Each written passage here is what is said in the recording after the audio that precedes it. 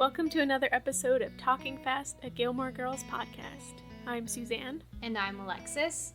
And we're two longtime fans of the show, and we're excited to rewatch and recap it along the way. This week we have the season finale, Season 1, Episode 21, Love, Daisies, and Troubadours. The Netflix bio for this episode is, Rory finally tells Dean the truth about how she feels about him. Seeing something between Lorelai and Luke, Rachel makes a decision. Such a dramatic finale. It really is. They pulled out all the stops. Yeah. For all of our listeners, since this is the finale, just to let you all know, next week we'll be doing a kind of review of the whole season. So don't forget to send us your Gazebo Moments, and we can talk about those as we review the whole season. I can't believe we made it this far. I know. And we'll update you with what's coming next in next week's episode. Looking forward to that. Okay, let's attempt to talk fast. Talk our way through this first episode. I made the decision that I wouldn't groan this time, so I'm just going to go straight into it. Yes, we did, pick this out for ourselves to do freely, right? Yeah. But you wouldn't know that every time we did it each week. That's true. Okay, you're going first this week. Are you ready? I am ready. Okay. 1, 2, 3. He's yours. Just okay, go. We start out the episode with Luke being handyman for Lorelai and Rory. Lorelai's unhappy about it. There's a case of ennui at the inn, which is great. Okay, and then also we kind of get a bit of an idea of Rory, that she's gonna talk to Dean again. She's starting to scope him out and everything. At the same time, Tristan is trying to get her to go to a concert with him and being really pushy and gross. And Mr. Medina and Lorelai are dating still, getting jealous about Luke, and then he proposes at the end. Sorry. Sorry about that. I forgot to give you a warning. That's okay. I went into too many personal opinions. It's my own fault. Right. Evaluating it within the limited framework. Tricky. Okay. Are you ready for yours? As I'll ever be. Okay. Go. Lorelai and Max are still dating. They're having lots of long nights. Rory is also thinking about getting back together with Dean or contacting him, so she starts to lurk and kind of stalk him. Eventually, he comes to her at Chilton, sees her with Tristan. Rory and Dean end up kissing. Meanwhile, there's 1,000 daisies. Lorelai's considering getting engaged to Max. Rachel and Luke break up. Suki and Michelle have ennui. Oh, I think I've gotten worse, actually, over the course of our seasons.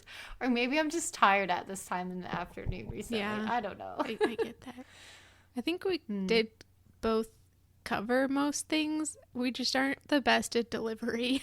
Yeah. We just need better confidence, I guess. Yeah. Well. All right. Let's slow things down at a speed I can tolerate. Yeah. I loved this opening. Just Lorelai being woken up by random banging outside. I love that before she goes to see what the banging is, she goes and wakes up Rory, which is kind of rude. I agree. I called this in my notes the cold opening of a rude awakening. And it's Luke, fixing the porch rail at 6:30 in the morning, which makes quite a lot of sense. Lorelai starts to yell about this, and then Babette blames her for waking up the whole neighborhood. Luke manages to disappear during this accusation, so he gets off scotch-free. It's kind of a paranormal events type of morning. Yeah, seriously. My Lorelai's Closet nomination is in this scene. Ooh. I didn't really find a lot of fashion that I noticed this episode, so I thought this will do. I like her pajamas that she's wearing, like light purple pajama pants, but specifically her shirt, which is like a light blue kind of 3/4 sleeve classic pajama top. It has a bulldog logo on it, which caught my eye because my undergrad was the Bulldogs too. And I feel like that cartoon bulldog she had is like the same logo of like so many different colleges and high schools use that Bulldogs logo. But what intrigued me lastly about this was that it said St. Bernards and then Bulldogs. And it was like a picture of bulldogs, but the St. Bernards is like a different kind of dog. And if the school was named St. Bernards, why wouldn't they just have a St. Bernard as their logo? Would it be the St. Bernards? Right, exactly. So it caught my eye. It intrigued me. I don't have an answer about it. It's just unresolved mystery. I hadn't paid enough attention. I didn't catch that at all. That's pretty cool. I wonder if that was like just a random shirt that they found somewhere and thought it was funny, or if it was something that somebody made for the show specifically. It's hard to say. All right, but the day continues, and I think we have about a total of 4 main days, right, in this episode. There's a lot that happens, so I guess we'll try to go day by day. Yeah. Strangely, there's no Friday night dinner. I just realized this might be the first episode where we don't get one. Right. We don't get any Emily or Richard either. Yeah. At the end of the episode, I want to ask you about what you liked about the finale and if you wanted it to have like anything else and whatnot. And Emily and Richard was like a storyline I felt like could have been included in the finale of the season, but I don't want to get ahead of us. This scene at the end is my gazebo moment, the whole scene, the whole thing, because it's my Stars Hollow moment. It's kind of iconic. It lives in my memory. But we come in and Michelle is, as usual, not answering the phone, so maybe we shouldn't be surprised by that. But then he goes on to talk about his metaphysical angst and calls it ennui. And then we go into the kitchen, and Suki is kind of sitting there looking glum, and she says that she thinks she might be coming down with ennui. It was just wonderful, and just a, I don't know, gazebo moment for me. I found everything about this scene to be relatable. Like Michelle with like the camera kind of pans in on him on the desk where he's got like his elbows on the desk, his head in his hands, looking so forlorn. And Lorelai like describes him as lazy or just sleepy and he needs coffee, but he's very clear that this is metaphysical angst, as you said. And so I love that. I can relate to that vibe, definitely. But I also love that Suki is a hypochondriac, it seems, because Lorelai says, you feel like you catch everything. Like, I had to tell you last time that you don't have a prostate, because I assume another employee said he has prostate issues, and she, like, as a hypochondriac would be like, oh, no, me too. And anyways, but the scene ends with Lorelai asking about the opposite of ennui, and Suki says, off we. It's cured. And she laughs and says she's been cured. Yeah. Just from, like, beginning, middle, and end of the ennui saga was, I thought, great. I loved it. I also noticed Suki appears to have dyed her hair. It's now like a pretty bright red, whereas before it's kind of a strawberry blonde, and now it's just like bright, kind of a natural colored red. I really liked it. I don't think that she ever has that hair color again. I don't remember though. But it was a great scene. Agreed. After work, Lorelai and Rory are in their kitchen discussing their dreams. This leads to Lorelai sharing that she was dreaming of someone who ran the auto body shop and she can't remember who it was. I don't really know the point of this whole long conversation about dreams other than just show some classic like Gilmore chatter. Yeah. But Lorelai, since Rory can't remember who that man was, she goes out to ask Luke, who is apparently And like, we don't know this, but he's just on their roof. So we start to get the sense that he's like coming over to their house quite often at strange hours. And we'll hear more about that later on in the episode. But meanwhile, Rory discovers her Dean box while that conversation is going on. The return of the Dean box. Yeah. I love that Lorelai explains why she kept the Dean box, because Rory's head is, quote, young and weird.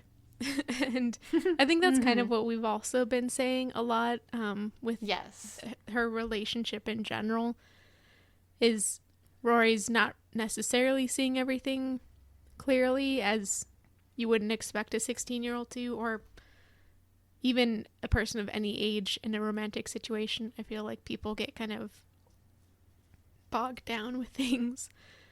But I liked that. And at the end of Lorelai's explanation, Rory just says thanks. And so we kind of get the idea that she's coming around to it. She's not so heartbroken that she can't look at Dean stuff. And maybe she even wants to see it. I don't know. Yes. ... Yeah. I thought it was a sweet moment. And she was grateful. And she goes to her room and starts to look through the box, like you said. And there's the very romantic la la, la la in the background, you know, which I think gives us, that's what starts like the gears in my brain turning, of the way like the music is playing over it makes me think of like romanticize that moment. Like, oh, there could be, she's not just remembering the relationship. There could be something there, maybe. Yeah. She's we'll daydreaming. Thinking up what's going to happen when she decides to talk to him. It's going to be perfect. Right. Of course, it's not true, but... And that brings us to the next scene. Would you say this is like the next day when Lane and Rory are walking around on Thursday afternoon? It might be. I was very confused. There were a lot of afternoons or like times around Chilton that seemed to be kind of random. So, yeah, it might be the next day. Yeah. Because they are specifically saying Thursday afternoon because that comes up later on. Basically, we see Lane and Rory walking around Stars Hollow on Thursday afternoon, and we continued the suspicion that Rory might be interested in Dean again because she tells Lane that she wants to go into Ducey's Market. And Lane is like, well, we have the schedule, you know? This is a Thursday afternoon. He's going to be working. And Rory says she knows. And Lane understands that this is a very momentous occasion. They're back together. As the best friend would. Yeah. I love that Lane, as she's done in the past, she tries to watch through the grocery store windows as Rory goes in to see Dean. In her own version of watching TV. Which is Rory's relationships. But Dean isn't there. I did love this scene still, though, because we get some more Taylor.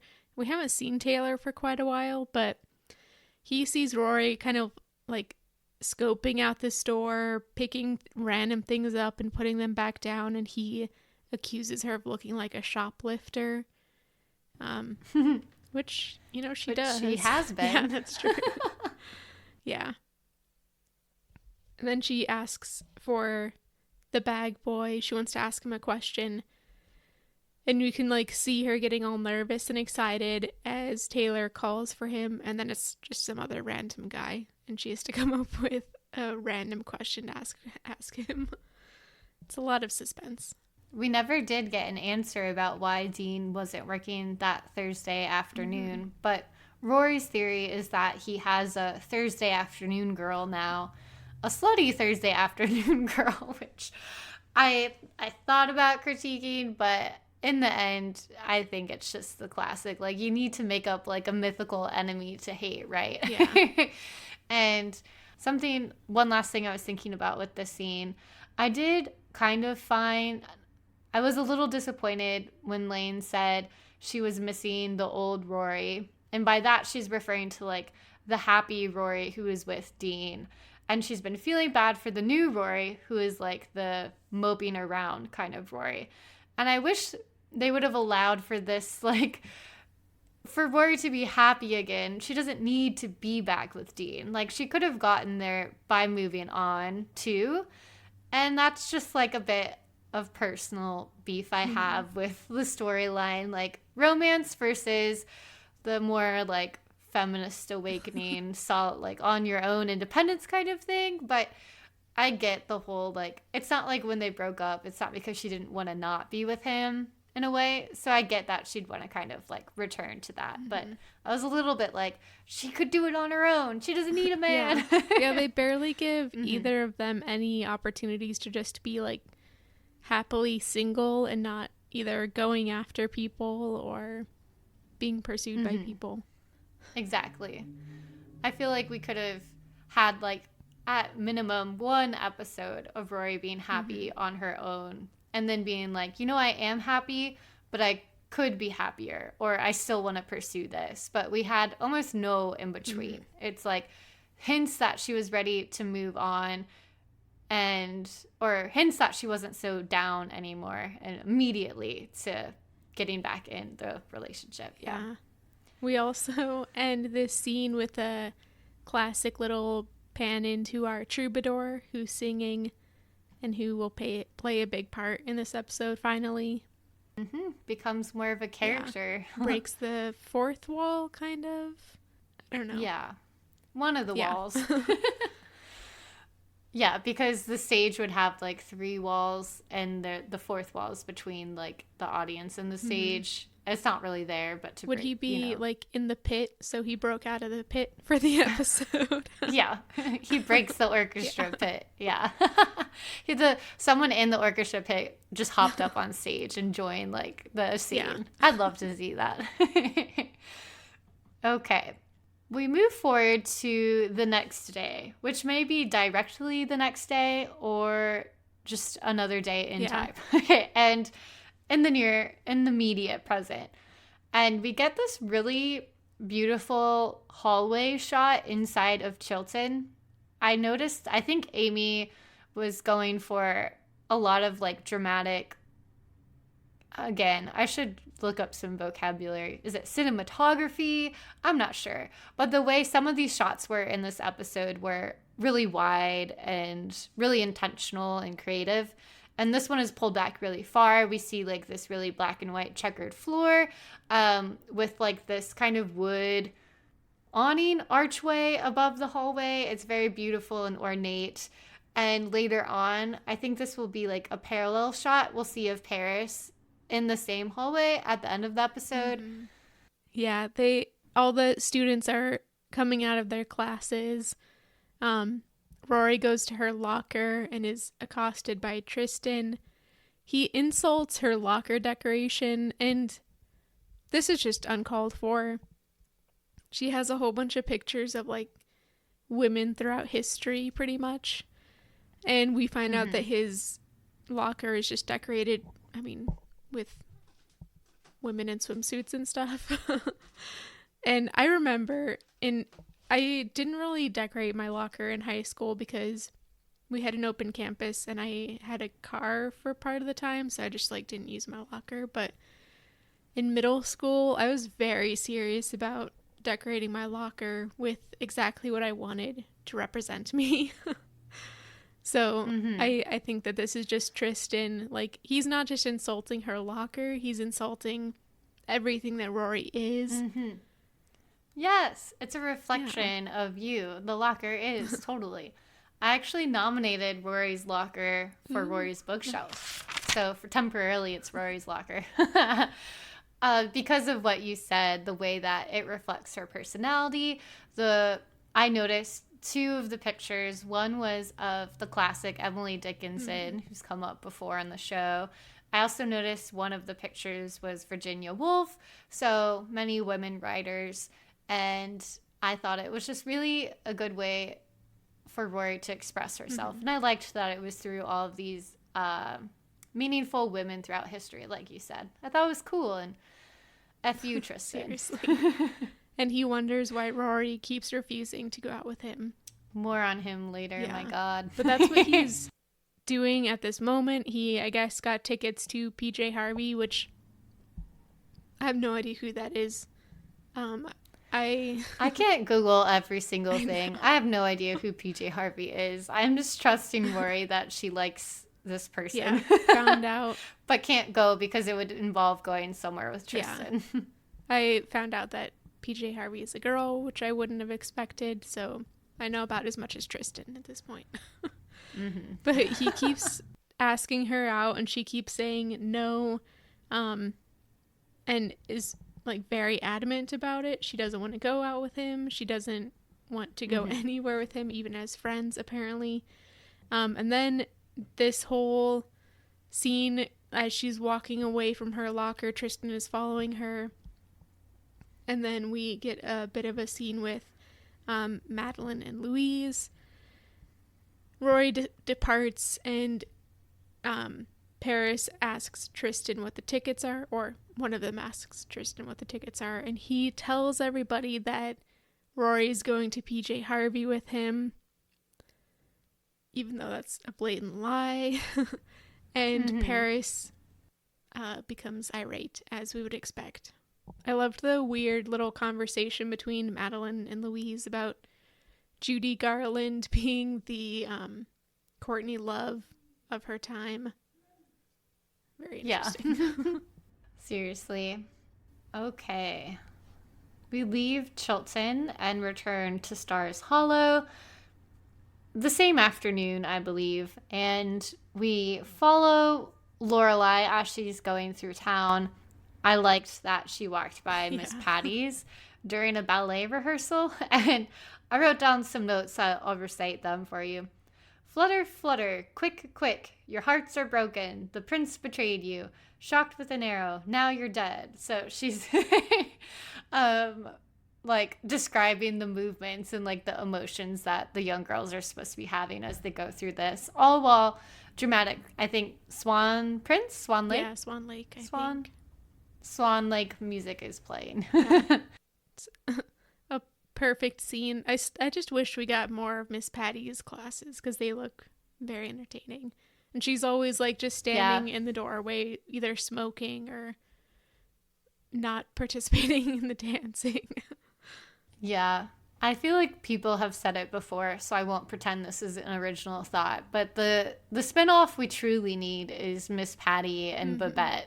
Their friendship, their lives. Like, it could be about their current lives, and so many flashbacks could be really cool too. They've both lived such full lives, so I completely agree. That would be great. Petition. One more idea for us to send to the Netflix. They should be paying us. Seriously. So part of what we get in this scene is Rachel catches up with Lorelai, and she's been looking for Luke. I guess he's not at the diner, and she mentions that he seems to be spending an awful lot of time at Lorelai's, and it's a very awkward conversation. Lorelai says, yeah, he's been fixing stuff for me. It's just all around awkward and weird. And Rachel asks Lorelai to tell Luke to just come home sometimes, which is this is so awkward. Yeah. Like, why does Rachel have to go talk to Lorelai about this? Why not ask Luke, like your partner, if you're observing behavior of his? It was so weird. And I just wished, like, I just found myself wanting, like, hoping for more. Like, they could have had a friendship or something, but it's like every single conversation is about Rachel inquiring about Luke through Lorelai, and just like it could have been something else. Like, I feel like they could have a lot of other stuff to talk about. Yeah, they really could. And again, Rachel's just being avoidant because she's not talking to Luke about it, and he's avoiding her literally by like just never even being in the same room to have a conversation. So maybe she's tried to talk to him, but he's just not there. Yeah, this is where cell phones would come in handy. Although I could also see Luke being like a terrible responder via text. Oh, yeah. Possibly on purpose. Well, in this scene, we see another major conflict of the episode. It is between two troubadours. this is when the troubadour really enters the plot, and he spies another man who is playing a guitar and whistling, not even singing, and he looks pretty angry about this. So we get a sense that there's something that needs to be resolved here. This interloper, he didn't even go to the other side of the square. He stood right across the street. So his whistling was actively interrupting the town troubadour. Yeah. It was unacceptable. It was really terrible. Yeah.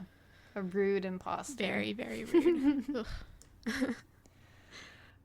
Okay. Well, we follow Lorelai home.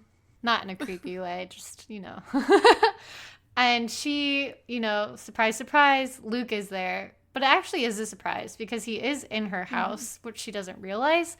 And it turns out he broke in through the back door just to avoid having a conversation with Rachel. Like, this is ridiculous. That's so dramatic. It really is. That's so just like he couldn't go for a walk or something. Like, of all the things I know. to do.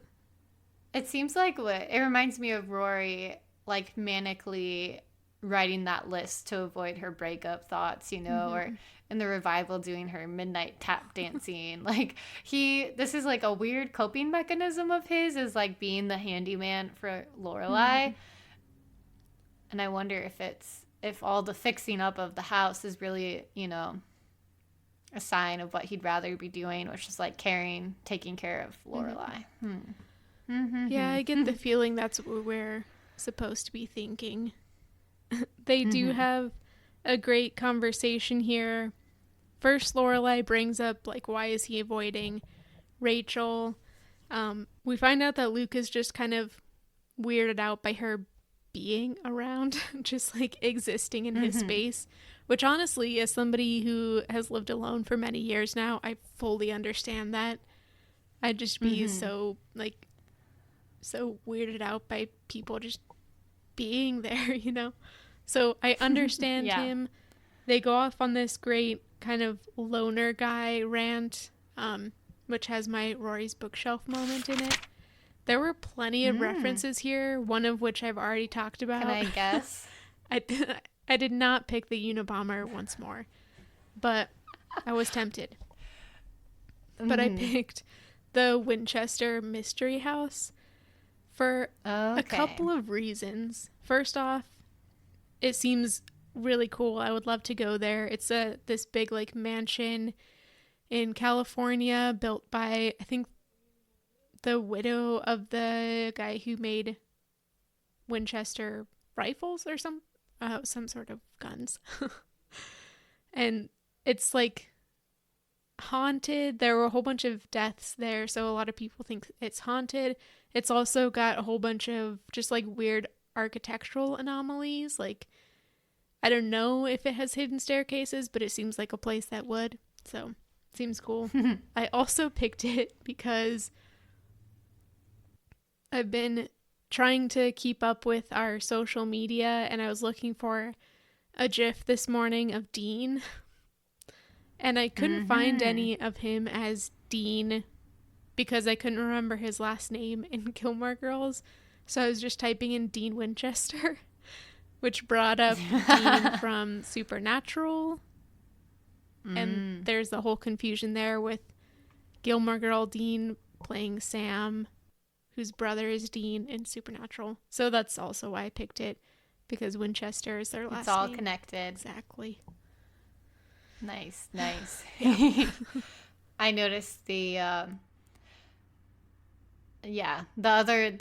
reference I picked up on, and that was Henry David Thoreau, who Luke suggests is a loner, because he's saying, I'm a loner, and Lorelai's saying, no, those are all sad, lonely guys.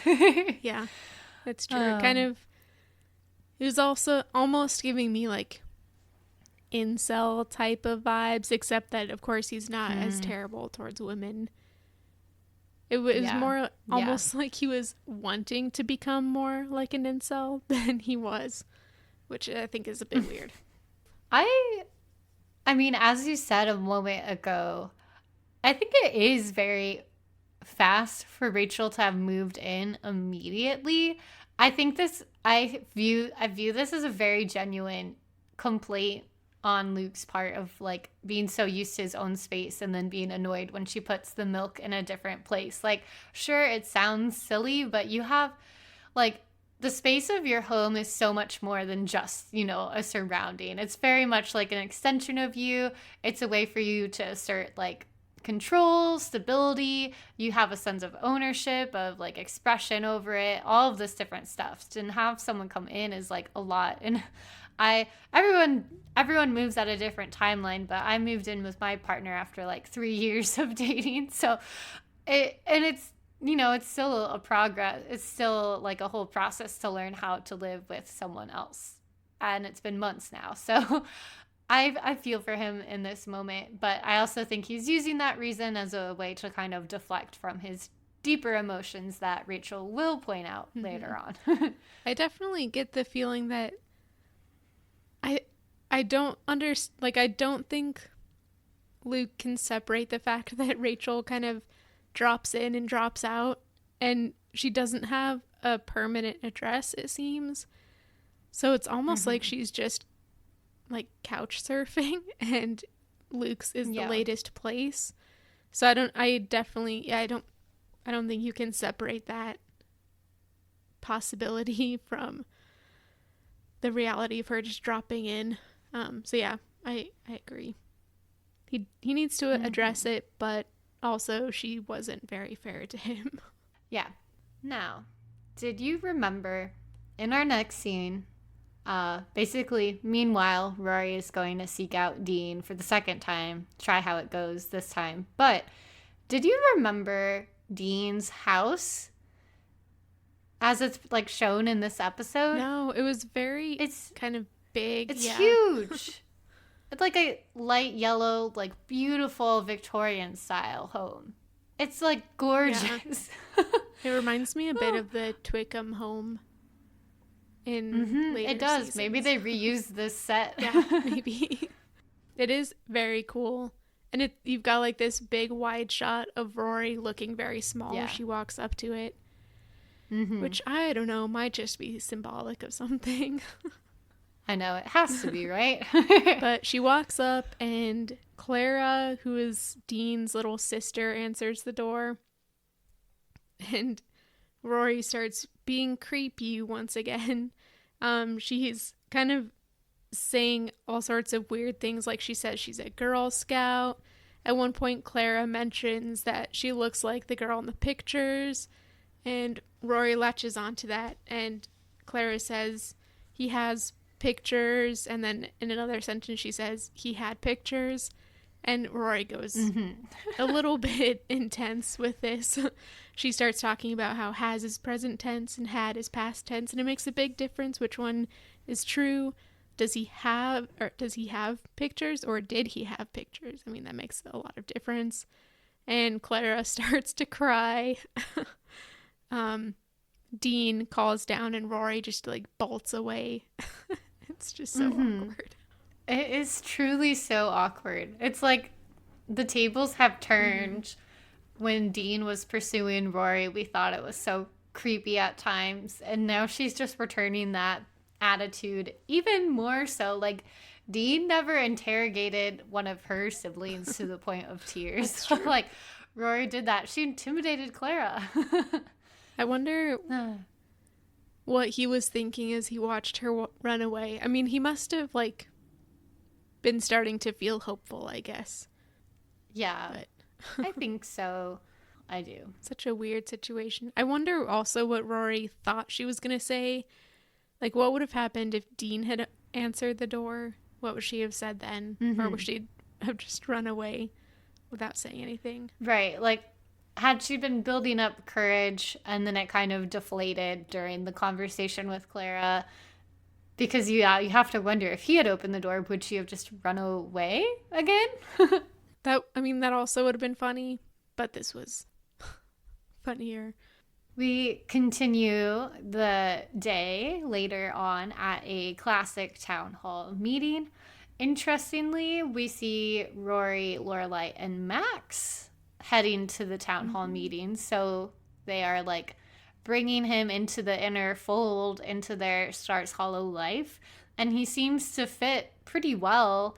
He has all the snacks that they're going to be eating, including 2 ring pops for Rory and Lorelai. Which is pretty fun. I remember ring pops, and they're more fun in concept than they are in reality. Sucking on something attached to your hand is a little bit awkward, and everything becomes a bit sticky. I feel like I could say something dirty about that, but I'll let the listener imagine in their own mind. But it was, I guess, a nice gesture. I think it's still weird that Mr. Medina is so suddenly, like, now part of their lives. I completely agree.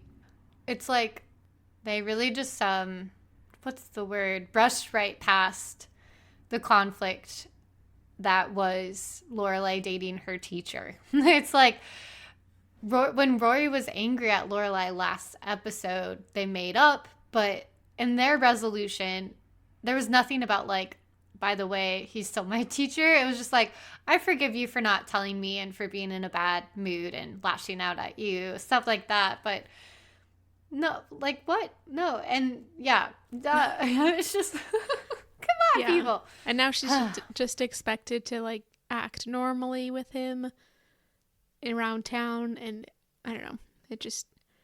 I wanted to know what we had missed in the meantime, because they had to have had a conversation. We would hope.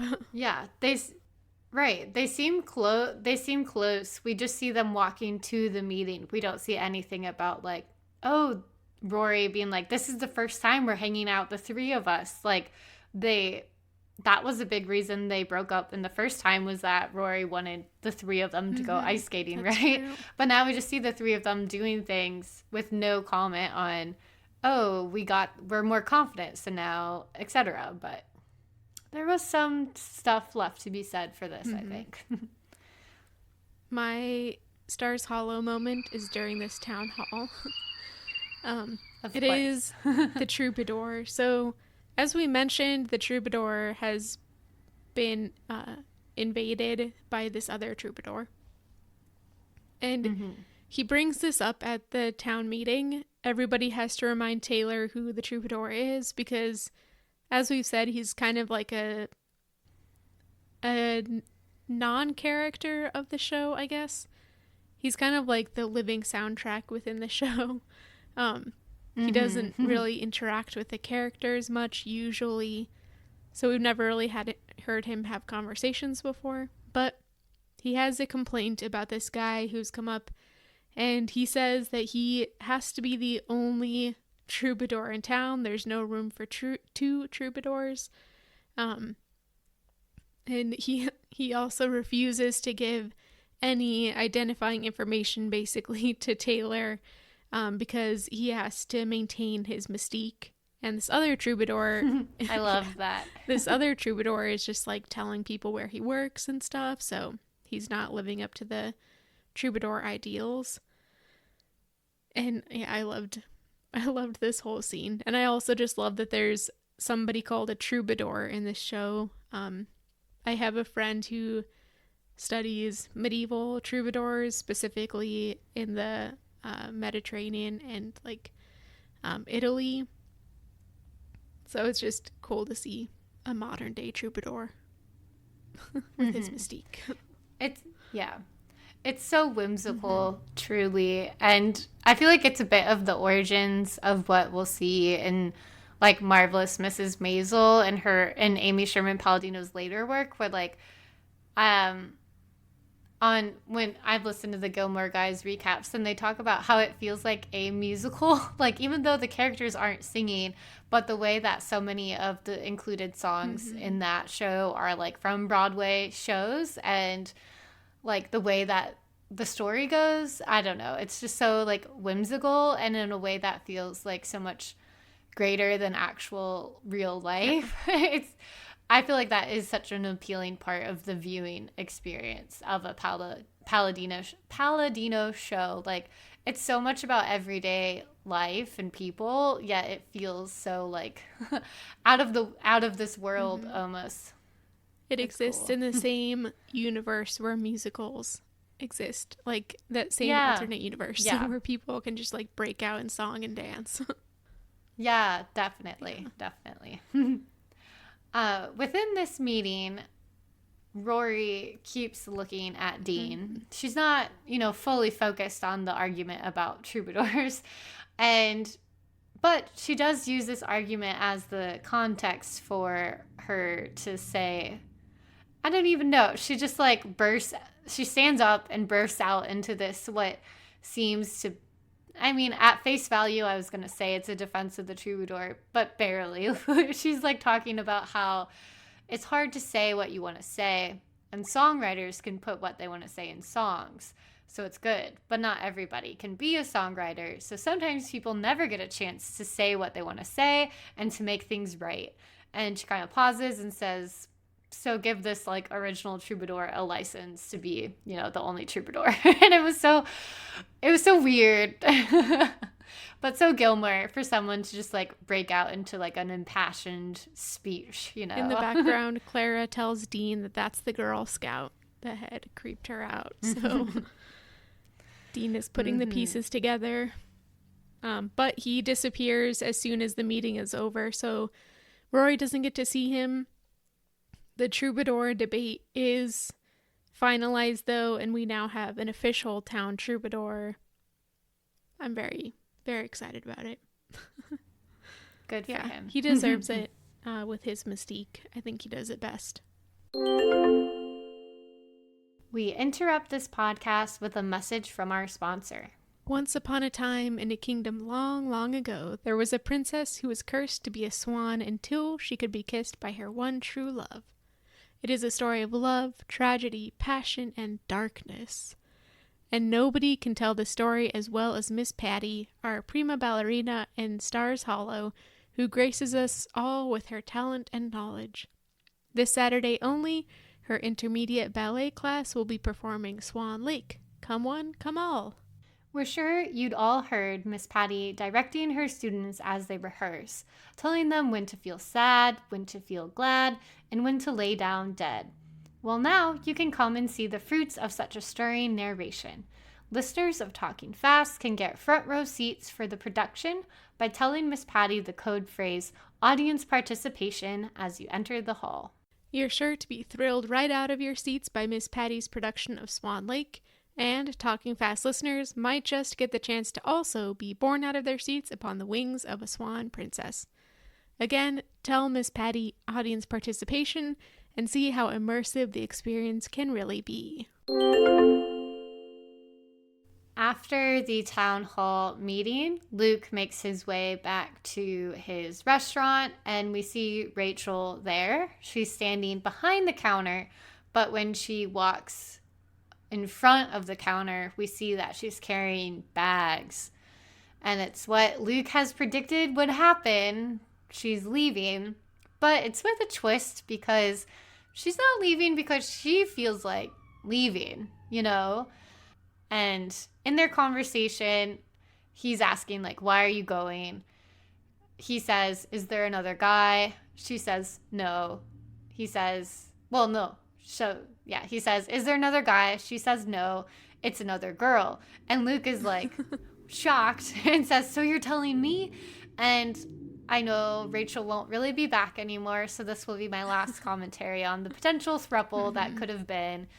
It would have been hilarious if Rachel was like, it's another girl, it's Lorelai, I'm into her, I notice you're also into her, I think we can make this work. I wondered if this was coming. Yeah, I had one last time. Yeah, this is like the closest they ever come to like mentioning bisexuality or even asking if Rachel's a lesbian, perhaps. There's no other character. Right. Like, Michelle is gay, but we also don't get that from the show until much later. They attempt to... Yeah, not within the context, like, open context of the show. And they, so far, periodically tried to heterosexualize him, like we've noticed, so... Yeah. I do have Rachel's outfit is my Lorelai's Closet nomination this week. I just like her style in general. And it's like the style that I wish I could have pulled off in like high school and stuff, but I just didn't have like the stick figure type of body for it. But she's got like Not many do.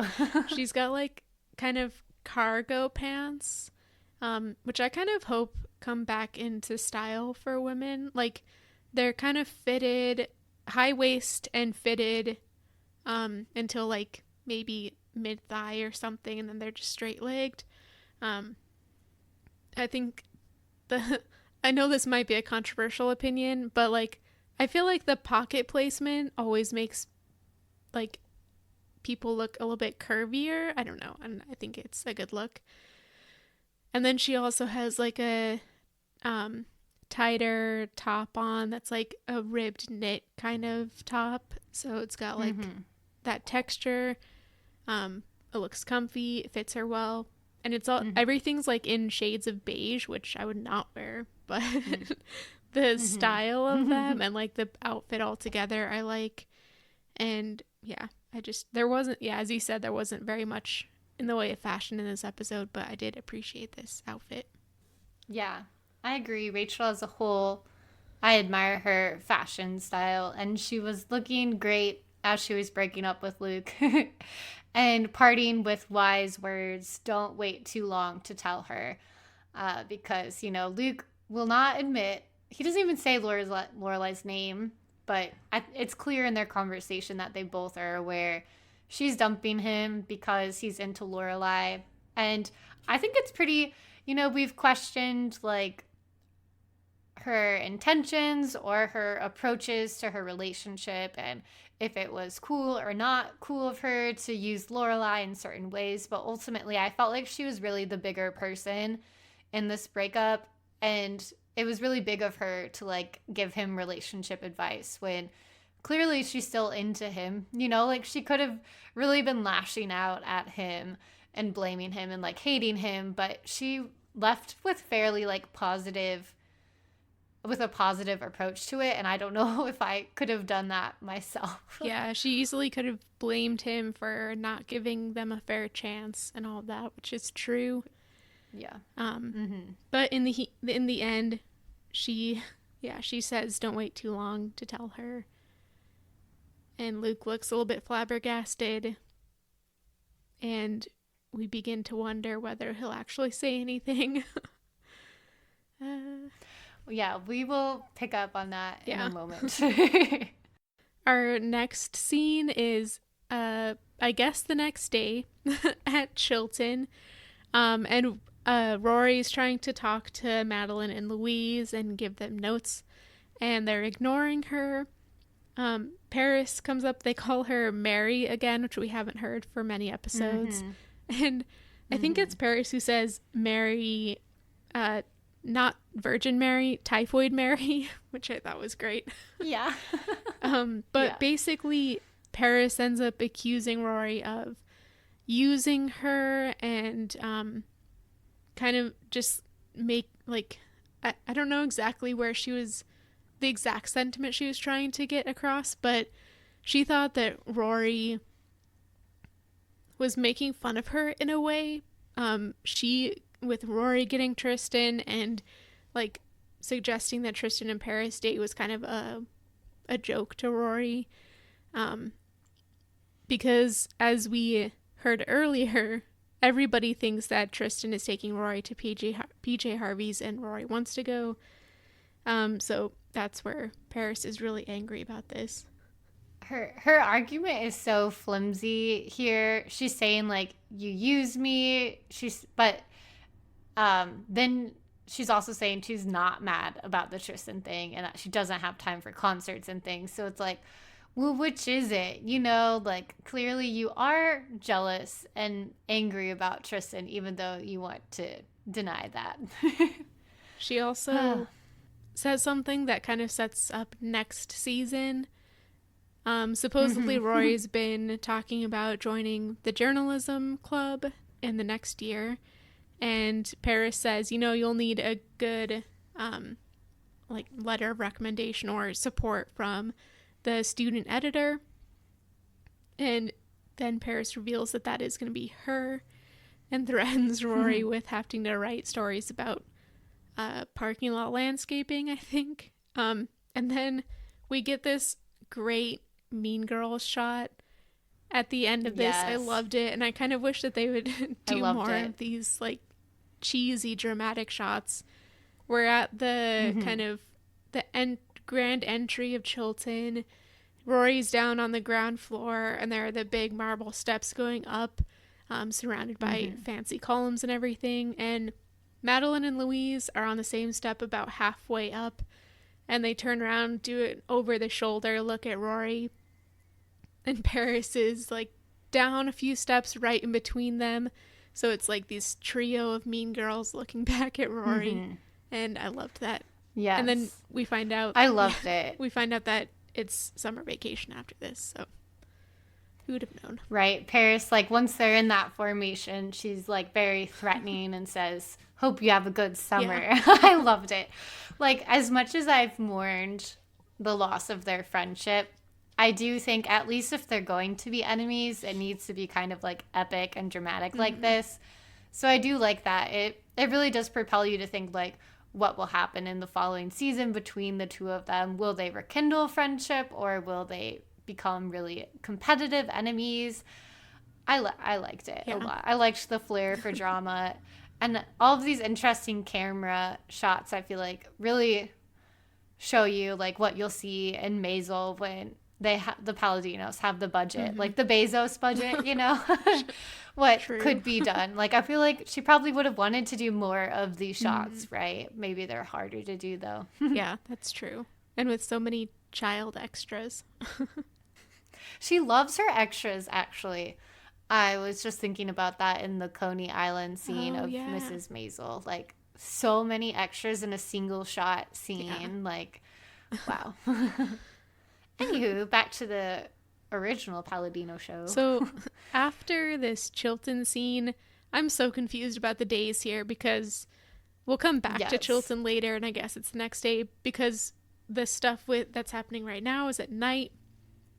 So Lorelai is getting ready for a date, and she hears the doorbell, and it's right on time, of course, but it's not Max, it's Luke, and he is showed up to pick up his toolbox, which but really to talk to Lorelai. Like, come on. He tells Lorelai that Rachel left. He was super awkward about this. He was just kind of standing there like expectant of something, like he expected Lorelai to make a move. Of course she didn't. It was weird. Yeah, he was like so cagey about the reason that Rachel left. He's like, oh, she had her reasons, not wanting to admit about Lorelai, but it's almost like he was waiting for for her to say something or do something that would prompt him to suddenly be like, yeah, she left because of you, and I think I do like you, and they could have like a moment. Like, clearly he doesn't know about Max. Like, I think he might be thinking like, is this our time? Will I say something now? Will I say something later on? And he has a rude awakening when Max arrives for their date. And this begins a very, very passive-aggressive and territorial sort of spat between the two men, of which Lorelai, after it's over, says, are you done throwing those things around? Someone could lose an eye. Which I agree with. They were being so outrageous in this. Like, Luke's like, I'm here every day. I see Lorelai all the time. And Max is like, well, we'll be all out all night. She might be late tomorrow morning for the coffee. Like, just implying all of these sort of like, well, I have this territory over Lorelai. It was so gross. But, I mean, kind of funny. And Luke ends it by saying, it doesn't matter what time it is. I'll always be around. Which was like, it's kind of true also, so it was kind of funny. It's also just such a weird thing to say. Like, how could Max not take this as a weird territorial thing, you know? Yes. And how can Lorelai be so in denial that there's not a thing or a vibe there as they're about to argue about? I'm like, are you blind? Like, He basically just told you that he's been pining for you forever and will always be there. Mm-hmm. Yeah, seriously. Lorelai. Right. So, as we're kind of getting into already, Luke leaves shortly after that, passive aggressive spat, and Max and Lorelai get into a fight, mostly on accident. I have to take at least, I mean, maybe throughout this whole argument until the very end, I'm with Max on his approach. Like, he says, I don't mean to be blunt, but is that over? Which I feel like is that's not a rude question. He's like, we're in a relationship now. I am okay if you were dating, but I just want to know, is it over? I was picking up on a vibe. And Lorelai is immediately super defensive and saying there's not a vibe, there's nothing there. And she kind of starts to antagonize, or not antagonize him, but kind of be like, oh, wait, you were dating while we were apart? What kind of dating? Who was it? She's trying to ask him all of these and interrogating questions when he, I feel was just trying to figure out the situation. What did I observe there? Are we good? Are you into me still? It just escalated so quickly. Yeah. It was goading. I think that's a good word. Yeah, she was goading him. Mm-hmm. But eventually she also ends up blurting out that she slept with Christopher. I thought Max handled that very well as well. He was just kind of okay, I've had enough. I don't need to hear about this. He's like, I want to change the subject. And then, strangely enough, he suggests a solution. He thinks that the only way that they can kind of solidify their relationship is if they just get married. This reminded me... I don't understand. This reminded me so much of Christopher's proposal as well. It's just things are unstable in my life. I don't know what's happening, so let's get married. I know. He was identifying their pattern. We get good, and then something weird happens to completely derail us. We're unstable. Marriage will stabilize us. But it's no. If something weird that single argument could derail your entire relationship, that doesn't mean you need a grand proposal. It means you need to work on so many things together, including communication, boundaries, expectations, etc., etc. I don't know. They just need to... Oh, Max. This was ridiculous. They need to have the define the relationship talk, just like Rory did with Dean many episodes ago. Because they don't seem to have done that. Of course, we apparently have missed out on a lot of their relationship, but we haven't seen that. But Lorelai responds in shock, and she says that if he was to propose to her, it should be different. It shouldn't be as a way to mend an argument. It should be this grand romantic thing, maybe there'd be a horse, or there'd be music, or there would be... Say it with me now. 1,000 yellow daisies. Iconic. A very strange request, I have to admit. I imagine she was thinking of being out in a field full of 1,000 yellow daisies. Yes, yeah. Which would be romantic and cool, but he interpreted things differently. Yeah. Which we'll discuss in a moment. But before we get there, we need to return to another day at Chilton and a continuation of the Rory and Tristan debacle. And, it's the last episode of the season, so I thought it was only right to bookend it with a Friday night dinner critique of Tristan. This is my Friday night. Thank goodness. We're in the same boat. We're in this together. Why did you pick this one? He's just so pushy, and he tells her that he's tired of playing this game with her, she is making him chase, like a cat and mouse game, and he thinks she's playing along, which she's not. This reminded me of Pride and Prejudice. I know you're not a huge Jane Austen fan, but in Pride and Prejudice, Mr. Collins asks Elizabeth to marry him. And she says no, and he goes on about how, you know, he understands that it's normal for women to refuse the first offer because their feminine delicacies or something like that. And this seemed exactly like that. Like, Tristan was just... Yeah, insufferable. Yeah, Tristan was just, like, trying to wear her down. And I keep thinking back to that terrible kiss. I mean, it actually looked like a fine kiss, but it was a terrible mistake. Yeah. Terrible context. And if that had never happened, I'm not saying that Rory gave him any reason to think that, to, like, keep pursuing her, because since then she's clearly said no. But he seems to think so. It was just, he's so annoying. I'm so glad that he disappears. Yeah. In this scene, I feel like there's a moment, maybe for one episode, where we're like, he wasn't as annoying as he used to be. And in some regards, I think we could say he reverted back to his original character here.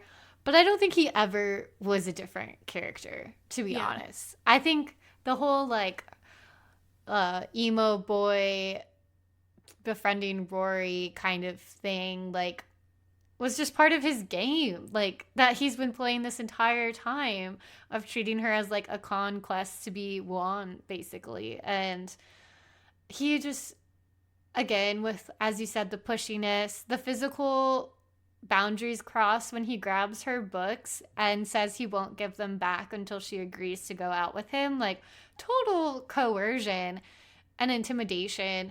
It's, like, sexual because he's into her in that way. But even if this was him grabbing just any random person's books, that could be, like, bullying or something. I'm like, he needs detention for this, or punishment, like, actually. And yeah, I was so glad, like, that at the end of the scene we see Tristan, like, sulking, watching Dean and Rory kiss. Spoiler alert. But and he just, like, sets her books on the ground in a really weird way and, like, walks off. And I was triumph. Like, F you, Tristan, whatever your last name was, something rich sounding. I hate you. Yeah, I'm glad he's gone. We do get this epic scene, though. Yeah, it is really epic, actually. As Rory is trying to avoid Tristan, she's walking out kind of into the parking lot around Chilton. Tristan's right behind her. She stops because she sees Dean with his car pulled all the way up to the courtyard, of course. The only car up there. It's like, this can't be the parking lot. But he's standing there with his green truck, and Rory goes over to him. They have kind of a weird conversation because Dean sees Tristan in the background holding Rory's books. So he gets all jealous and is like, I thought that you were trying to say something. I thought you were, like, maybe trying to seek me out. And Rory just kind of stands there saying nothing really. And Dean finally is just like, I'm out of here then, I guess. So he goes, and she denies going to his house and random things like that. So I'm like, I do feel for Dean. Like, she's giving him such mixed messages. That's so true. And as Dean is getting back into the car, she says, stop. And he says, why? And she says, because I love you, you idiot. And then they make out violently in the middle of the courtyard. See, one could say violently, another one could say passionately. I don't know. You It know? looked uncomfortable. It's all in the eye of the beholder. Also, the camera was doing that thing when two characters are making out where it's kind of, like, circling around them from, like, every angle. Like, look, they're still kissing from this angle now. And the music was really, like, adding to the moment, too. The lyrics were like, do you remember your first kiss? It was very, like, it was a moment, you know, everything added to it, including Tristan sulking in the background. Like, every element was perfect, give or take some of the, like, level of kissing energy, I guess we could say. Yeah. I thought it was nice, though. I thought it was good. It was a satisfying end to the, like, trajectory of their story this season. My one small caveat is that similar to Max's proposal in a way in which I think the proposal is romantic but doesn't solve their underlying issues, and the way that this is like a grand and epic kiss, and I'm honestly like a little happy to see them back together. I still like don't think like the minute he saw her with a guy, they were not even doing anything, just standing next to each other, and he was so angry and jealous and was ready to just leave and not hear her out. Like, the trust is not there between him and Rory, and maybe that could be, we could argue like they're at like, you know, a low place since they've broken up and they're going to rebuild that trust. But I was just annoyed to see that. I kind of forgot that once they started to have their moment, but like, you need to trust your partner. Come on. And lashing out is not the way to show you're uncomfortable. Yeah. It really foreshadows what's coming in season 2. To be fair, I mean, I think Dean has reason to be jealous of Rory and Jess because, yeah. But I was also thinking of the last Tristan scenes in season 2. Oh, yeah. Which, you're so right. You know, we'll get there in due time. Moving from one epic scene to another, but we see Lorelai go to the Independence Inn, and Michelle and Kirk are arguing about a flower delivery. And Michelle is adamant that they did not order flowers. And Lorelai kind of has an aha moment we see on her face when she hears that the stipulation is that she has to be there at the inn. And we're like, oh, what's gonna happen? Some more suspense built into this. I loved Kirk in this whole scene. I think this is really, like, he's really coming into himself here. He's, like, taking this very... the odd jobs. He's taking it so seriously. He says, you ask for 1,000, I bring 1,000, not 999, not 1,001. 1,000. He's very serious about it. But Lorelai steps into the hotel, and I am very interested to know how they did the lighting for this scene, because there are so many yellow daisies that everything is just kind of like glowing like butter. And it's so intense. It's magical. Yeah. Yeah, we see... I like the way that they built up to that intensity by showing for a long time the camera was just on Lorelai's face and we can't see what she's seeing. And she's going through like all of these different emotions without any words. Michelle and Kirk are like in the background arguing about the flower delivery, but Kirk's like voice starts to fade into the background as the camera kind of like turns and we see her go into the room full. Just so full. It's amazing of these yellow daisies. It's so impractical. But that's what makes it so romantic, you know, is that like, who could ever actually get someone 1,000 daisies? How did they get in the room? How are they going to get them out of the room? Like, all of it is just so, that's what makes it such an epic moment, really. And again, the camera is like spinning around her from every angle. We have the la la la music back again. It's just so romantic. And yeah. She calls Max up on her old flip phone and he's waiting. I was kind of debating with myself whether it's good that he was on the phone or if he should have actually been there. But I think it's good that he was on the phone because what he's really doing, he is proposing to her in this moment. He says that he is actually serious about this, but he also wants her to think about it. He doesn't want an answer on the spot, which I think is good. I liked that. Yeah. He also goes on and on about being a literature teacher and how great literature. Yeah. How there's so many moments that pass by the characters and the stories, and he doesn't want to be like that. It was, a great English teacher moment. Yeah, seriously. Lorelai doesn't answer him, so we're left hanging. Ultimately, like, while I was initially annoyed by his suggestion of a proposal as a way to, like, mend their problems, I was less annoyed when he was on the phone. One major reason is, like you said, he wants her to take the time to think about it. So he's not asking her for a rash decision, and he's not pushing her into anything either. But secondly, connected to that like whole what he's learned from literature and whatnot about how he wants to make a spontaneous and like romantic gesture.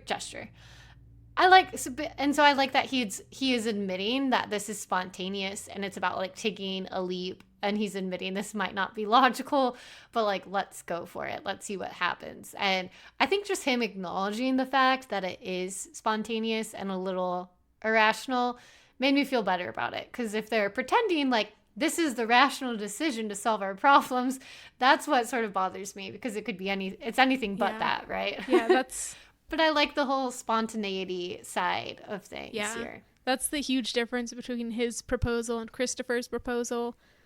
Christopher thought he was making the rational decision by asking Lorelai to marry him, which is ridiculous. Yeah. And Max has his life together, at least. Like, he's not hoping Lorelai will, like, make him into a grown man. Like, Max already is. And supposedly it's the end of the school year, so maybe he won't be Rory's teacher next year. One could only hope. And that one is me. I desperately hope that will be the case. But after this scene, we're kind of put back into walking around Stars Hollow. The troubadour is allowing the other troubadour to join in with him. It's a very nice gesture. Reconciliation, yes. And there are fairy lights all around the town. It's beautiful and Stars Hollow-y. Lorelai goes into the diner and she's looking for Rory, but Rory's not there. She doesn't tell Luke what's happened, but she does give him a yellow daisy and says that she's potentially happy. And Luke looks very confused. He is very confused. The closing scene of the season is my gazebo moment. Yes. You know, I was really torn between the epic kiss and the epic daisies, but when I saw this scene of Lorelai and Rory, they like catch sight of each other from far away, like across the street, and they start to run to each other. And that like epic, you know, I keep saying epic, my bad. And we see this scene in so many movies and shows of two characters seeing each other. It's that slow-mo run where they either like hug or kiss in the middle. It's almost always romantic, but this is like platonic mother-daughter love. They're running to each other because they're like just so excited to see each other, to share like their joys. They're like smiling and laughing and jumping, they're hugging. And it's like, this is what the show is about. Like, of course, at this moment, they want to talk to each other about the guys in their lives. But it's not always about that, you know? And I just was like, this is it. This is the connection that is the most important and meaningful and just so special. And the camera starts to like pan away from them, so they become really small. And it goes over these really twinkly trees and the gazebo. So it's like, it's the two of them. And then it's the town, you know, that they're a part of. That's the show. I felt like it was such the picture perfect ending for a season 1, you know. I was like, that's it. That's a wrap. That's great. Yeah, it really was. Such a good episode, too. It was like so much happened, but it was all heartwarming. The worst thing that happened. Is there anything you would have liked to see a part of the finale that wasn't included? I don't know. I mean, I guess like you said, maybe some Emily and Richard stuff. But so far, we've had so much tension with them that I think it would have kind of given a different vibe to the finale. So I don't know. Maybe a bit of catch up with Lane and Henry, because we haven't heard about that for a long time. Oh, yeah. I was thinking about Sookie and Jackson as well.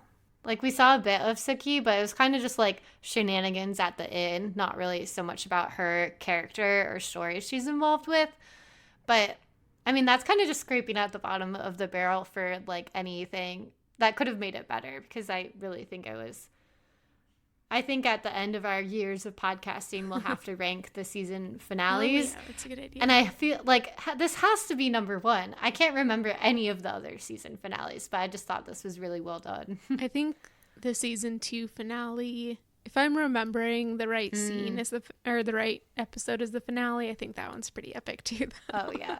Oh, I think we know that scene. I think one of the other, sometimes I feel like she moves toward the finales that are like really dramatic cliffhangers. Don't Rory and Dean have sex in the end of one? Ooh.